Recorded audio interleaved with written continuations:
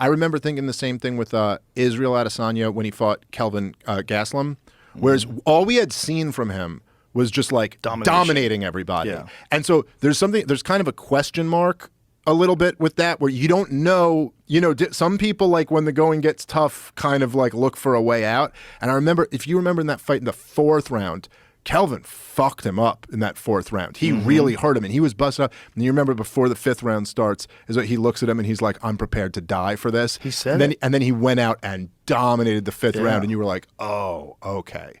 This dude's special. He's not just like a talent that can dominate people, but he's also like a real fighter. He's so special that he chose to fight Pereira for the 4th time after getting knocked out. And he was getting fucked up in that fight too. He was getting fucked up. His leg was getting fucked up. His leg was getting chewed up, and he was cornered, and he was taking a blitz. About it after the fight. He was like, not again. He's getting me again.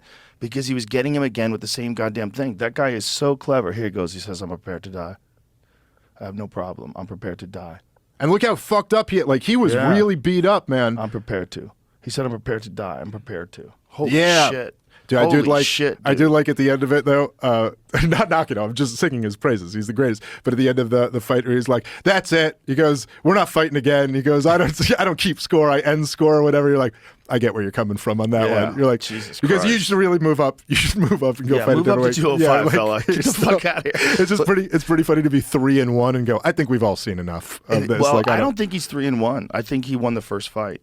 Oh yeah, that's right. It was a bad fight. It was a bad decision, well, look, I believe. You can say this, and he got saved in the second kickboxing fight. Adesanya had him on skates. Right, he was in real trouble, and they got to give him a standing 8 count, which is huge. If especially you look at the first round of the first MMA fight, and he drops him in the end of the first round. Now imagine if he dropped him. He rocked him. I don't know if he actually fell. I don't know if his hand touched the ground. I think he just rocked him. You're right. But he rocks him in a very similar manner to when he finishes him off in the second fight. Right. Imagine if that had taken place and the referee had stood in and gave him a standing 8 count. Pereira is a monster. He recovers quickly. Yep. Like he can get cracked, and there's some speculation that some of that has to do with the fact that he's cutting so much weight. Michael Bisping, I believe it was there was a few other fighters. I think it was Sugar Sean O'Malley. We're talking about this insane weight cut that this guy makes to get down to 185 pounds, and the fact that that could affect his ability to absorb punishment, very possibly. But imagine a scenario where he gets rocked like that, but then you give him 8 whole seconds to recover, and the referee's doing it like 1, 2, 3. Like they don't want him to lose, right? And so they give him this little ability to recover, and he survives, and then he winds up winning and knocking out Adesanya in this spectacular fashion. Hits him with this monster left hook. But that's the thing about that guy. That's what's so terrifying about fighting him. And that's why Izzy's so special.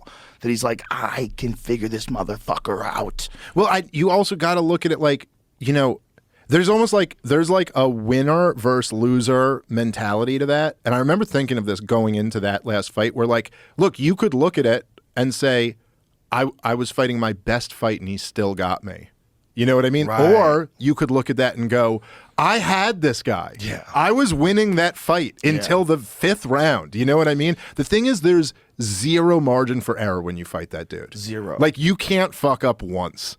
And it's almost, you got to crack him, because like him saying that he was going to get him early, I think he kind of knew that the punishment he puts on your legs, it's so sneaky how he does it, man.